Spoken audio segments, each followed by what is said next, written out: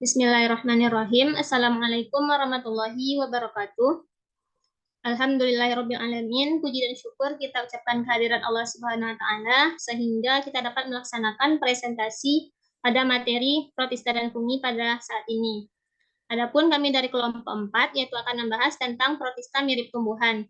Kelompok 4 terdiri dari saya sendiri yaitu Arsya Gusnita dengan NIM 20031053 sebagai moderator dan 3 orang rekan saya yaitu Aulia Yuda Irawan dengan NIM 20031003, Nurvita Ayu Inayah dengan NIM 20031023 dan Sakinatul Husna dengan NIM 20031165. Adapun pokok bahasan materi kami yaitu yang pertama ada Chrysophyta, yang kedua yaitu Phaeophyta, yang ketiga yaitu Rhodophyta. Yang akan dibahas yaitu mengenai ciri-ciri umum, struktur tubuh, reproduksi, ekologi dan peranan, serta klasifikasinya. Untuk materi pertama yaitu Chrysophyta akan dijelaskan oleh Inayah. Kepada Inayah disilahkan. Baik, saya akan membacakan materi tentang Chrysophyta. Yang pertama, ciri umum. Ciri-ciri umum dari Chrysophyta yang pertama yaitu merupakan karena mengandung pigmen kuning keemasan atau chiros. Yang kedua, tidak memiliki pirenoid dan kloroplasnya kecil-kecil. Cadangannya berupa lemak dan leusin. Yang keempat, inti sel memiliki yang kelima, dinding sel dari selulosa, hemiselulosa, dan silika.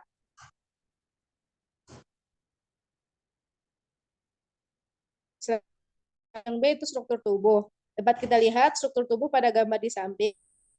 Yang dapat kita jelaskan yang pertama yaitu bersifat uniseluler atau multiseluler.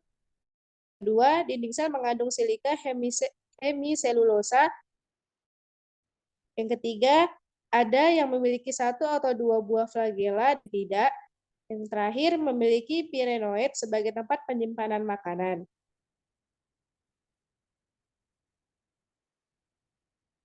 Yang ketiga yaitu reproduksi. Reproduksi dari Chrysophyta ini yang pertama yaitu seksual yang dilakukan dengan pembelahan biner membentukkan zoospore. Yang kedua itu juga melakukan reproduksi secara seksual pembentukan sel khusus yang disebut auxospora, yaitu zigot yang dilindungi oleh suatu dinding sel yang berbeda dengan dinding sel. Untuk sistem reproduksi ini dapat kita lihat pada gambar di samping. Baik, selanjutnya D yaitu ekologi dan peranan. Ekologi dan peranan dari terdapat di tempat lembab, air tawar, dan air laut. Yang kedua, hidup secara fotoautotrof karena memiliki pigmen fotosintetis. Yang ketiga, peranan dari Chrysophyta yaitu yang pertama, sebagai diatom sisa cangkangnya digunakan untuk bahan peledak. Kedua, inularia sebagai bahan penyekat dinamit dan bahan penggosok. Serta Chrysophyta membentuk minyak bumi dari hasil cadangan. Untuk materi selanjutnya saya kembalikan kepada moderator.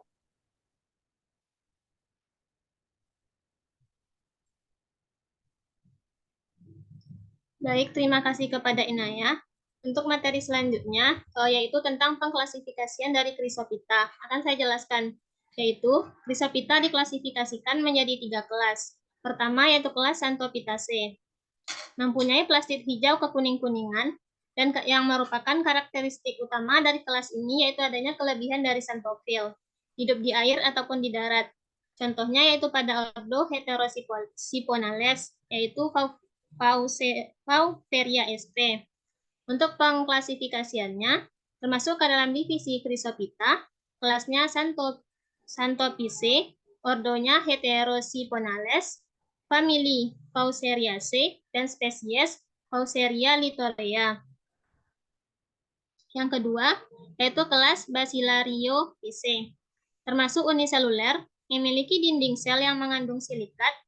Dinding sel terdiri dari 2 belahan atau katup, atau disebut juga dengan pulva, yang saling menutupi dan berbentuk koloni yang hidup di air tawar dan air asin.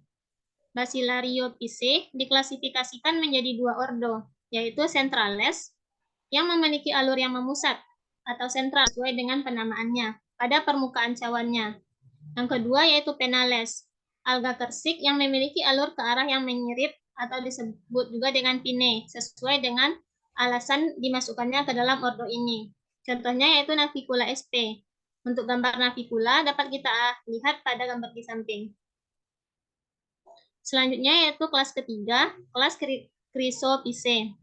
Warnanya yang kuning keemasan berasal dari kandungan pigmen karoten dan xanthofil, termasuk uniseluler, berflagella 2 yang tidak sama panjang, membentuk spora atau statospora, dibentuk di dalam rangka silika.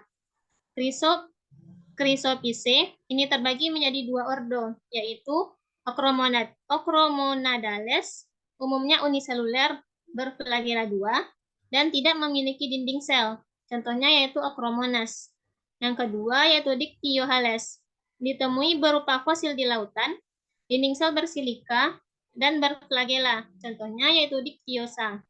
Untuk gambar di samping merupakan contoh dari Ochromonadales.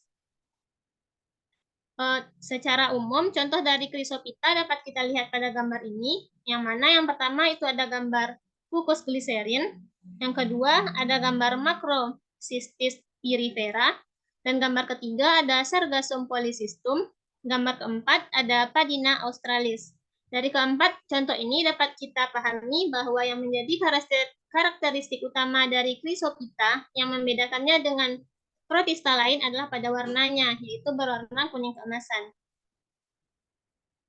Selanjutnya, materi kedua akan dilanjutkan oleh Sakinatul Husna. Kepada Sakinah disilakan.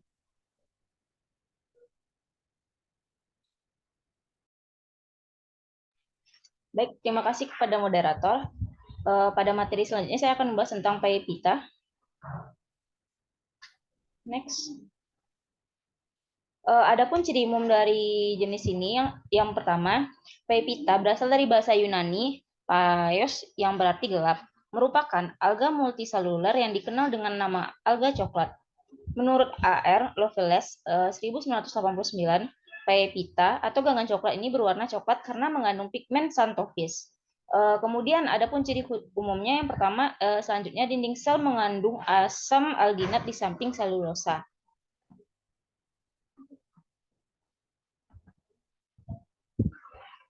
Struktur tubuh dari ganggang coklat ini yang pertama, ganggang coklat ini mempunyai talus yang mana tidak ada bagian akar, batang, dan daun.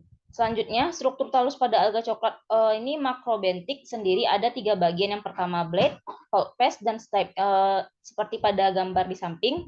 Selanjutnya mempunyai alat pelekat yang menyerupai akar. Reproduksi dari ganggang coklat ini, yang pertama pembiakannya aseksualnya dengan zoospora atau aplonospora tanpa dinding. Kemudian pembiakan seksualnya dengan isogami, anisogami, atau oogami. Dalam daur hidupnya, sebagian besar generasi terdapat pergantian keturunan antara sporofit yang hidup bebas dengan gametofit. Pergiliran ini mungkin isomorfik atau heteromorfik.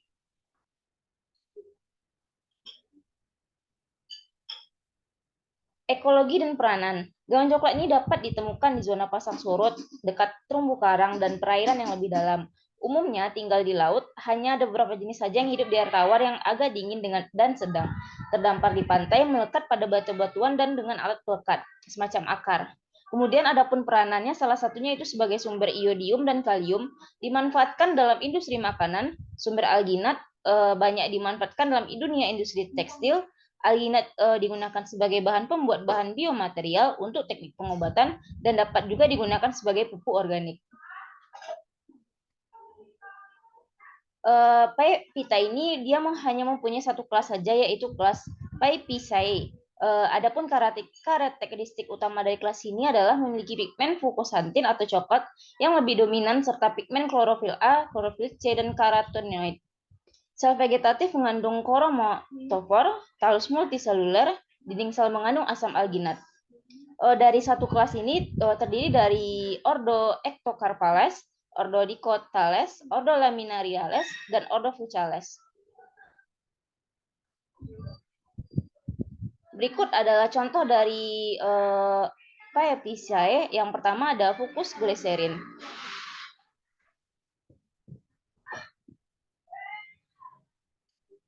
saya kembalikan kepada moderator. Baik, terima kasih kepada Sakina. Selanjutnya materi ketiga yaitu Rhodophyta. Akan dijelaskan oleh Yuda. Kepada Yuda disilakan. Baiklah, terima kasih pada moderator. Baiklah, saya oleh Yuda akan menjelaskan materi selanjutnya yaitu Rhodophyta. Yang pertama yaitu ciri umum. Adapun ciri umum dari Rhodophyta itu sendiri, yang pertama memiliki talus berwarna kemerahan atau yang bisa disebut dengan fiboerythrin. Umumnya Rhodophyta itu bersifat multiseluler, namun terdapat juga Rhodophyta yang bersifat uniseluler. Nah, tidak seperti alga lainnya, Rhodophyta tidak memiliki fase berflagel dalam siklus hidupnya. Nah, panjang dari Rhodophyta itu sendiri antara 10 cm sampai dengan 1 meter dengan berbentuk berkas atau lembaran. Nah, Rhodophyta itu sendiri mempunyai persediaan makanan berupa kanji atau Floridean dan Galactosida. Selanjutnya, adapun struktur tubuh dari Rhodophyta itu sendiri, yaitu memiliki panjang antara 1 cm sampai 1 meter dengan berbentuk berkas atau lembaran. Nah, sifat dari Rhodophyta itu sendiri multiseluler yang umumnya makroskopis dan struktur tubuh menyerupai tumbuhan atau juga talus. Nah, ada banyaknya anggota dari Rhodophyta itu sendiri, umumnya tubuhnya dilapisi dengan kalsium karbonat. Dan Rhodophyta itu sendiri memiliki dinding sel yang mengandung selulosa dan pektin. Selanjutnya yaitu reproduksi dari Rhodophyta. Reproduksi dari Rhodophyta itu sendiri terbagi menjadi dua, yaitu secara vegetatif dan generatif. Nah, yang pertama yaitu secara vegetatif dilakukan dengan cara fragmentasi talusnya, membentuk spora seperti karpospora, spora netral, dan monospora. Nah, selanjutnya seperti generatif. Nah, generatif ini dilakukan dengan cara peleburan antara gamet jantan yang tidak memiliki alat gerak atau juga yang disebut dengan spermatium dan ovum. Nah, gamet jantan tersebut dibentuk dalam spermatogonium, sedangkan gamet betina tersebut dibentuk dalam karpogonium. Selanjutnya yaitu ekologi dan peranan. Nah, sebagian besar dari Rhodophyta atau alga merah hidup di laut. Sebagian kecilnya juga hidup di air tawar yang dingin dengan aliran deras dan banyak oksigen. Nah, Rhodophyta itu sendiri ada juga yang hidup di air payau. Nah, bagaimana dengan peranan dari Rhodophyta itu sendiri? Nah, peranannya yaitu dapat menghasilkan agar atau jelly yang dimanfaatkan, yaitu sebagai bahan makanan dan kosmetik, sebagai bahan yang dipakai untuk mengeraskan ataupun memanatkan media pertumbuhan bakteri, dan juga penyokong bagi batu karang tropis. Selanjutnya,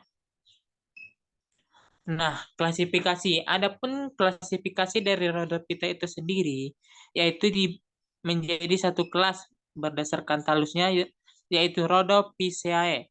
Nah, komponennya yaitu komponen penyusun dinding selnya yaitu selulosa, tidak membentuk sel-sel berflagela, talus multiseluler, reproduksi aseksual dan seksual. Nah, adapun contoh dari kelas ini yaitu Gelidium spinosum seperti gambar yang tertera. Selanjutnya, nah, Rhodophyta itu sendiri juga dapat diklasifikasikan menjadi dua kelas, yaitu Bangiophysidae dan Florideophysidae. Nah, pada Bangiophysidae itu tidak mempunyai fit connection dan jarang menunjukkan reproduksi aseksual. Sedangkan pada Florideophysidae juga memiliki fit connection dan bereproduksi secara seksual dengan cara hidup yang bifasik. Selanjutnya, adapun contoh dari Rhodophyta itu sendiri seperti yang tertera pada gambar, yaitu seperti Euseumas spinosum, Chondrospizum, Gelidium pteridifolium, dan juga Porphyra umbilisalis. Demikian pemaparan dari saya kembalikan kepada moderator. Baiklah, terima kasih kepada Yuda. Sekianlah presentasi dari kami kelompok 4 mengenai protista mirip tumbuhan. Saya tutup. Assalamualaikum warahmatullahi wabarakatuh.